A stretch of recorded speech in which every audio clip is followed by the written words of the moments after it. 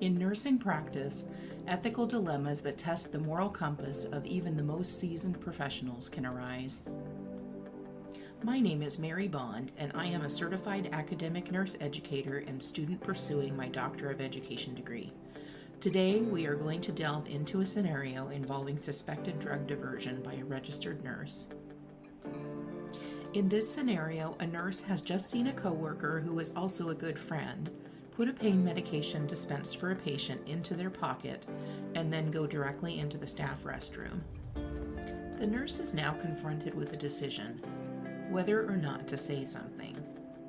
We will look at this situation from the painter's broad perspective, as well as the cameraman's more detail-oriented perspective. In the painter's view, this situation is about upholding the values of integrity and accountability in nursing practice.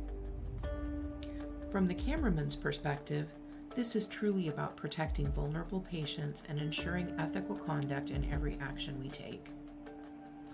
In this scenario, the nurse suspects their friend and colleague of diverting pain medications from patients, a clear violation of trust and ethics.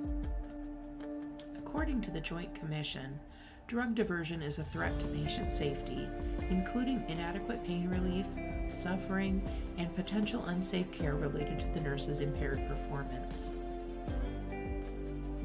Yet the nurse's friendship adds a layer of complexity. The Washington State Board of Nursing estimates that 10 to 15% of nurses have a substance use disorder, or SUD. If not diagnosed and treated, SUD can result in legal issues, license suspension, and patient harm. Should personal relationships cloud judgment when it comes to reporting suspected negligence and impaired practice? The painter believes in the ethical foundation of nursing, prioritizing the duty of all nurses to patient safety.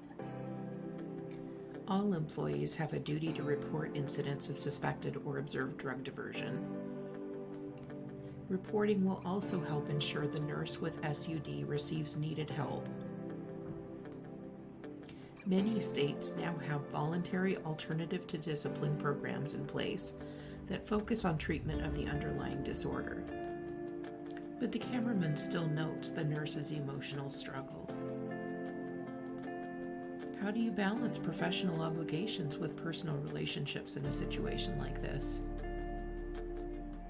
The painter insists it is crucial to consider the long-term implications of not reporting suspected or observed drug diversion.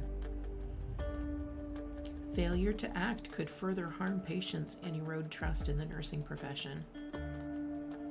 The cameraman reminds us at the same time that the nurse needs to navigate the delicate balance between loyalty to their friend and advocating for the well-being of their patients.